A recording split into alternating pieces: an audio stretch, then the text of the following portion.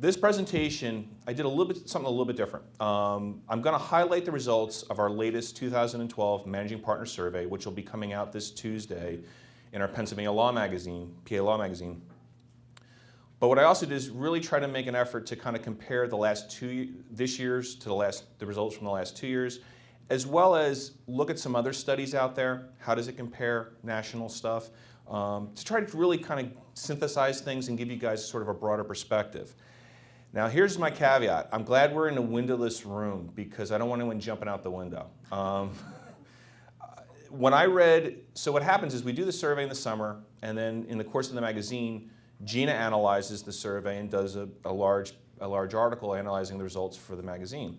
When I read her proof, I came over to her and I'm like, I'm depressed. I want to stick my head in a bucket, you know, because it was much more dour than the prior year. Now, when I started comparing the last couple years, it wasn't so bad. So I just throw that out there. Clearly, the mood of the respondents this year was much more down than it had been in 2011, which caught me off guard. Now, since that time, I've run into a number of managing partners at mid-size and large law firms, a couple consultants, and I've asked them, what's going on?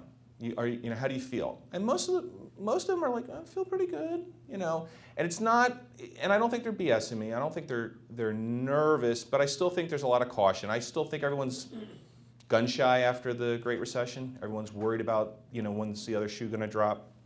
So I want to just sort of provide a little perspective. All right, so let's start with the national outlook, the overall outlook.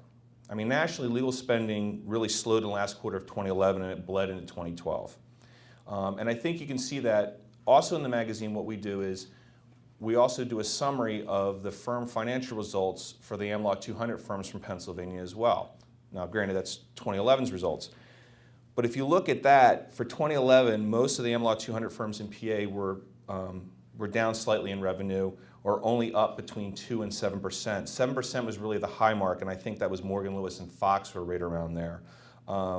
Generally, everyone was under 5%, and if I had to push it, I think it'd be 2.4 to 3%, and more than a few were down. Now, that's down from 2010, when I think on average most firms were about 5% or 6%. Nationally, the economy is still weak. It's vulnerable. But there have been some signs of encouragement. I mean, I was talking to real estate agents recently who weren't trying to sell me on anything.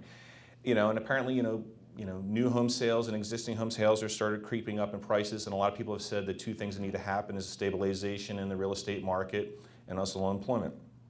However, the buzzword, and I hadn't heard it before the election, is the fiscal cliff. So everyone I've talked to and every managing partner I've talked to said if we go off the fiscal cliff, things are going to be tough. So root for Congress and the president to make a deal.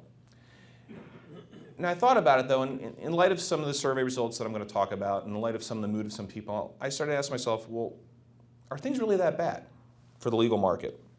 And so I started looking at a couple other studies.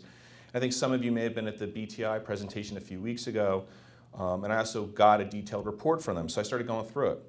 And here's the interesting thing. According to the BTI report, outside, the spending at the largest companies in America, their outside spending on outside legal services, I mean, it's down from the highs of 2007, 2008, but not a whole lot in terms of raw dollars. And if you look at the percentage of their overall legal budget in terms of outside spending, it's really the same. It's about 6.36%, which, being the simpleton I can be sometimes, it just says, hey, look, they're still spending the same percentage. It's just that they've managed to lower the price of what they're paying. According to that BTI report, spending went up every year between 2002 and 2008. That was really the boom.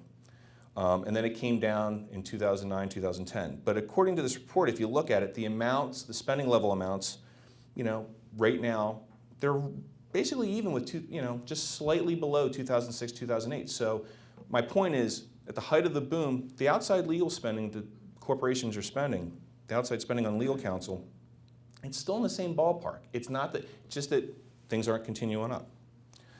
So that just sort of gives you perspective on the outside out there.